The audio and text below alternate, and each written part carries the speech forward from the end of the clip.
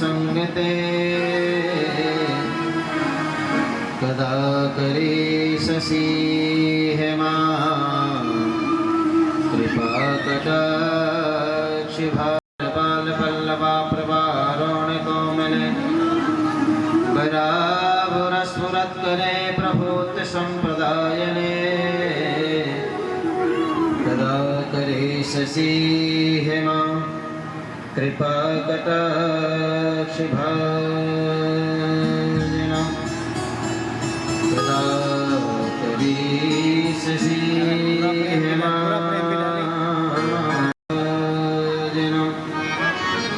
करारविन्देन पदारविन्दं मुखारविन्दे विनिवेशयन्तं वटस्य पत्रस्य पुटे शयानं बालं मुकुन्दं मनसा स्मरामि वंशी विभूषितकरार्णवनीर्दाभा पीताम्बराधरणबिम्बफलाधरोष्टा पूर्णेन सुन्दरमुखारधरविन्दनेत्रा कृष्णात् परं किमपि तत्त्वमहं न जाने सच्चिदानन्दरूपाय विश्वोत्पत्त्यादिहेतवे तापत्रयविनाशाय श्रीकृष्णाय वयं नमः यं प्रभुजन्तमनपेतमपेतकृत्यं द्वैपायनो विरहकातरया जुहावा पुत्रेति तन्मयतया तर्भोऽभिनेदो स्तं सर्वभूतहृदयं मुनिमानतोऽस्मि गुरुर्ब्रह्मा गुरुर्विष्णु गुरुर्देवो महेश्वरः गुरुर्साक्षात् परब्रह्मा तस्मै श्री गुरुवे नमः यन्तप्रवेशमं वाचामिं प्रसुप्तां सञ्जीवयदखिलशक्तिधरस्वधाम्ना अन्यास्महस्तिचरण शरणत्वगादि प्राणां नमो भगवते पुरुषाय तुभ्यं कृष्णाय वासुदेवाय हरये परमात्मने प्रणतक्लेशनाशाय गोविन्दाय नमो नमः। जय जय श्री गोपीनाथ जी इष्ट हमारे प्राण इन लोचन से दो प्राण देह में तब पड़े जब गाँव प्रियगाथ बालदास हृदय वसो प्रभु श्री गोपीनाथ सब द्वारन को छोड़ के मैं आयो तेरे द्वार हे विश्वभान की लाडली निक मोरी और निहार शरण पड़ेगी लाल है तुम जानो जगदीश दोनों भुजा पसार के धरूं चरण पे शीश जय जय श्री राधा रमण जय जय नवल किशोर जय गोपी चित चोर प्रभु जय जय माखन चोर नाथ की जय द्वारकाधीश की जय श्री गोवर्धन नाथ की जय श्री गिरिराज महाराज की जय श्री गुरुदेव भगवान की जय भागवत महापुराण की श्री सुखदेव जी महाराज की जय।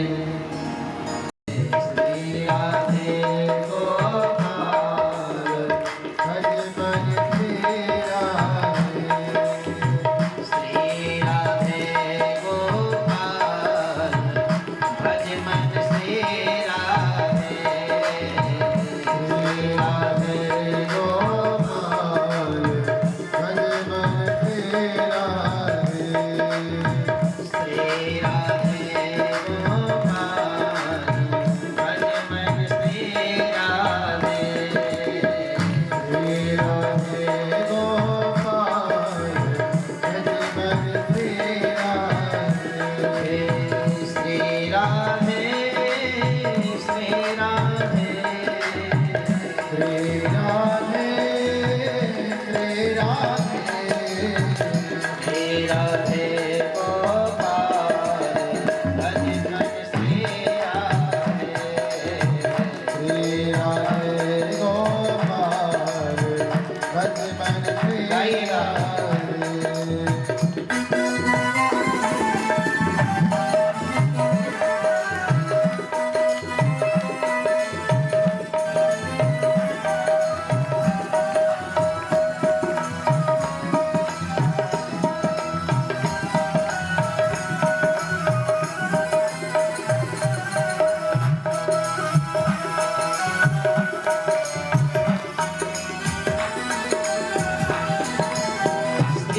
राधे राधे श्याम राधे राधे श्री राधे राधे श्याम राधे राधे श्री राधे राधे श्याम राधे राधे राधे राधे श्याम राधे श्री राधे गोपाल भज मन श्री राधे श्री राधे गोपाल भज मन श्री राधे श्री राधे गोपाल भज मन श्री राधे श्री राधे गोपाल भज मन श्री राधे श्री वृंदावन श्री वृंदावन श्री वृंदावन गोवर्धन में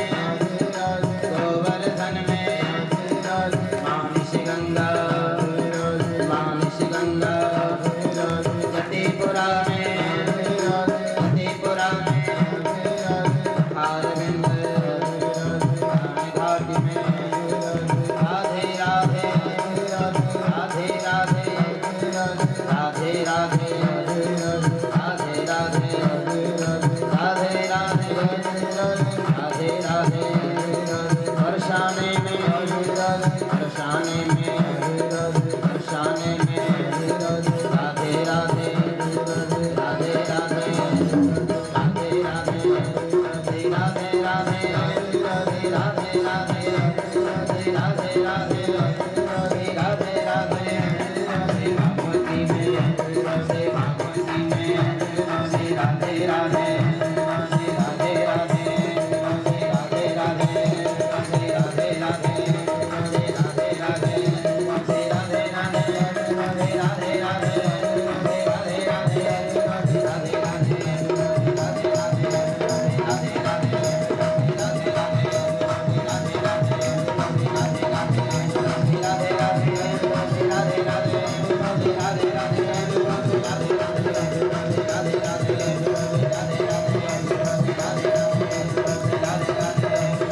श्री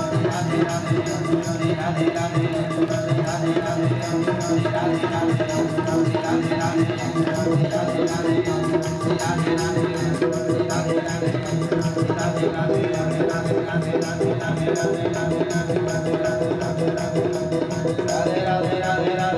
राधे राधे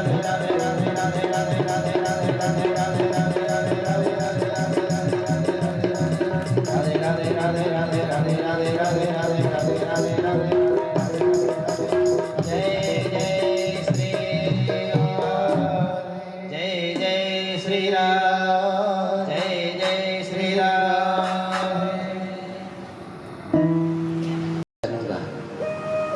मैं आपके बिना कैसे रह सकता हूँ?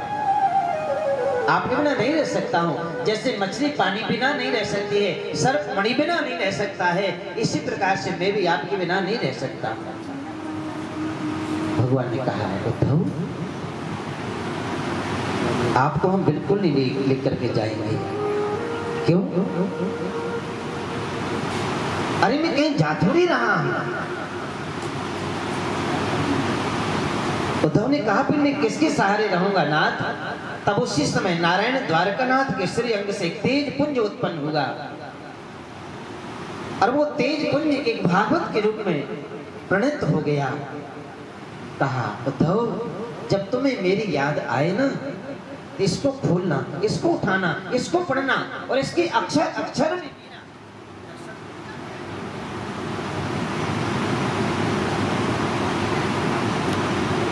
एक एक अक्षर में मेरा दर्शन होगा। उद्धव जी को ये भागवत रूपी ग्रंथ प्रदान किया। भागवत तो प्रदान कर दी, व्यासी को मिल गई। व्यासी ने उस 4 श्लोकों को 18,000 श्लोकों में प्रणीत कर दिया। भागवत जी में 18,000 श्लोक हैं। 12 स्कंद हैं, 365 अध्याय हैं। सुखदेव और राजा परीक्षित संवाद, मार्कंडे आदि संवाद इसमें हैं। जब ये ग्रंथ लेकर के व्यास जी नारायण के पास में पहुंचे, नारायण ने आशीर्वाद दिया। व्यास जी से कहा क्या लेकर के आए हो? बोले मैंने जो ग्रंथ बनाया है, जो आपने 4 श्लोक दिए थे ना, उनको 4 श्लोकों को 18,000 श्लोकों में प्रणत कर दिया है। आप जरा इसको आशीर्वाद प्रदान करें। भगवान ने कहा कि जो इस कथा को सुनेगा उसको मेरी प्राप्ति होगी, संसार की हर वस्तु उसको प्राप्त होगी। मेरा ये आपको वचन देता हूँ। ये कौन कह रहे हैं? ये नारायण कह रहे हैं व्यास जी महाराज से। बाकी वो सत्य है। आप जब यहाँ से ये कथा का भोग डले ना, 19 तारीख को 20 तारीख को यहाँ भंडारा पा करके जाओ, तो मैं अपनी पोथी को बंद करूं, अपनी पोथी को समेटूं और आप अपने घर जा करके भागवत की पोथी को खोल लेना। फिर देखना जितना समय मिले, 1 घड़ी, आधी घड़ी, आधे में पुण्य, जितना समय मिले। ये जरूरी नहीं है कि 10 घंटे पढ़ना, ये जरूरी नहीं कि 2 घंटे पढ़ना, जरूरी नहीं है। भागवत जी तो कहते हैं कि आधा श्लोक, भागवत जी का नित्य प्रति अगर आधा श्लोक पढ़ लिया ना आपने, इसमें कल्याण हो गया। महाराज आधा कौन पढ़ा जाए? आधा नहीं पढ़ सकते हम, हमारा समय नहीं है। दुकान का इतना समय होता है महाराज, चलते चलते ब्रेड खाने होते हैं, चलते चलते जूते बांधने होते हैं, चलते चलते मोबाइल उठाना होता है, चलते चलते चाबियां उठानी होती हैं, चलते चलते बीवी की बात सुननी होती है, पति थी। बोलो राधे राधे। नारायण ने तो आशीर्वाद दे दिया भागवत जी के लिए। व्यास जी ने कहा देवी आप भी कुछ आशीर्वाद दो ना। लक्ष्मी जी कहती इसमें तो मेरा कुछ लिखा ही नहीं है। अरे भगवान ने इसको कहा है, भगवान के नाम से भागवत का नाम रखा गया है, मेरा भागवत में क्या है? मेरा तो भागवत में कुछ नहीं, मैं क्यों आशीर्वाद दूं? लक्ष्मी जरा से नाराज होती दिखाई दी। व्यास जी ने कहा नहीं नाराज मत होइएगा, मैं भी आपके इसमें नाम जोड़ देता हूं। बोलो राधे राधे। लक्ष्मी ने कहा क्या नाम जोड़ोगे? तब व्यास जी ने पहले लिखा था भागवत, फिर भागवत के आगे लिख दिया श्रीमद। श्री माने लक्ष्मी जी, और जैसे श्रीमद लिखा है ना, उसी समय लक्ष्मी ने कहा कि जो भागवत को सुनेगा उसके घर मेरी कृपा बहुत बरसेगी, लक्ष्मी की कभी कमी नहीं आने दूंगी। बोलो राधे राधे। तो नारायण ने आशीर्वाद दिया है, लक्ष्मी जी ने आशीर्वाद दिया है, और आज गोयल परिवार के पूर्वजों ने आशीर्वाद दिया है, जो उनके आशीर्वाद से आज पूरा परिवार यहाँ पर कथा सुनने बैठा हुआ है। बोलो राधे राधे। ये बड़ी सौभाग्य की बात है।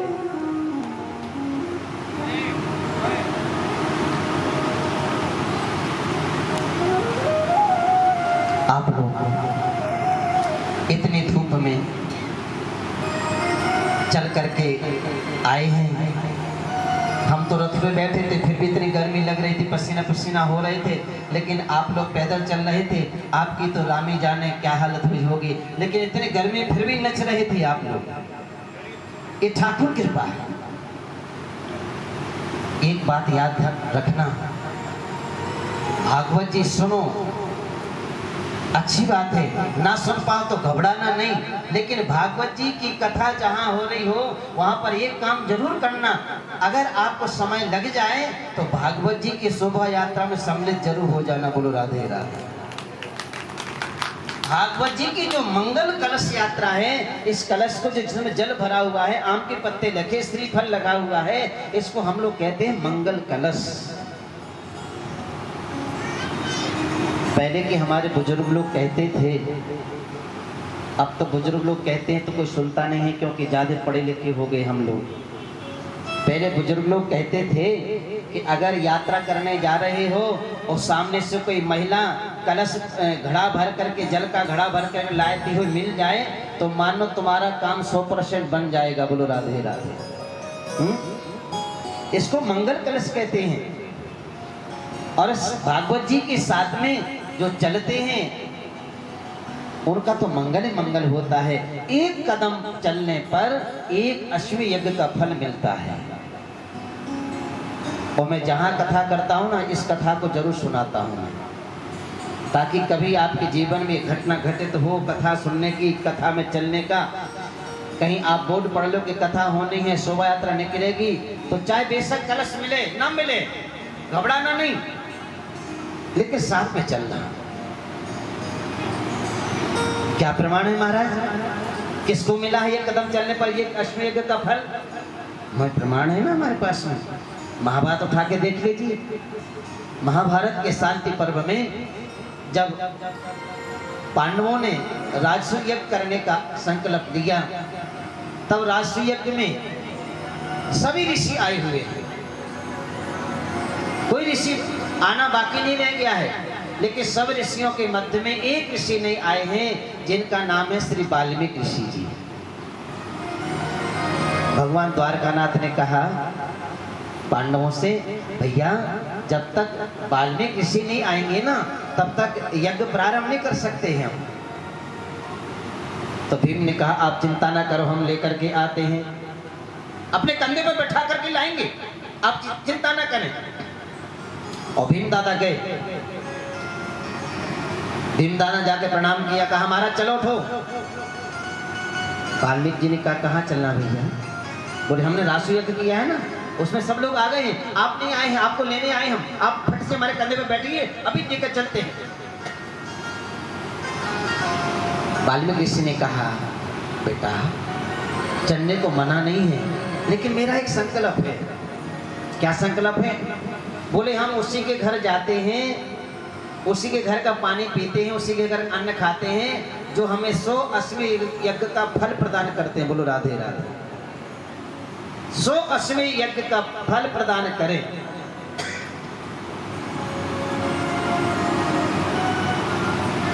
भीम दादा कहने लगे अभी तो पहला ही नहीं प्रारंभ हुआ है, अभी पहला शुरू नहीं हुआ है, अभी पहला तो शुरू करवाओ, जब जाके 99 होंगे 100 होंगे तब आपको यज्ञ प्रदान फल प्रदान करेंगे।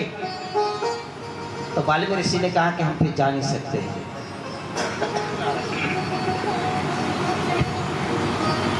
वापस आ गए। अर्जुन गए, अर्जुन को भी यही कहा। नकुल गए, सहदेव गए, सब लोग वापस आ रहे हैं। कोई किसी के साथ में वाल्मीकि ऋषि आने को राजी नहीं हो रहे हैं। द्रौपदी ने कहा द्वारकानाथ से, केशव अगर आप आज्ञा करें तो मैं जाके देखूं। भीम दादा बोले लो, अरे हम जैसे पहलवान के द्वारा नहीं आए, अर्जुन जैसे गांडीधारी के साथ नहीं आए, तुम्हारे साथ कैसे आ जाएंगी? बोले कोई बात नहीं, आज्ञा तो करें। द्वारकानाथ ने कहा कि ठीक है, अगर द्रौपदी कह रही हैं तो जाने दो। रथ सजाया गया,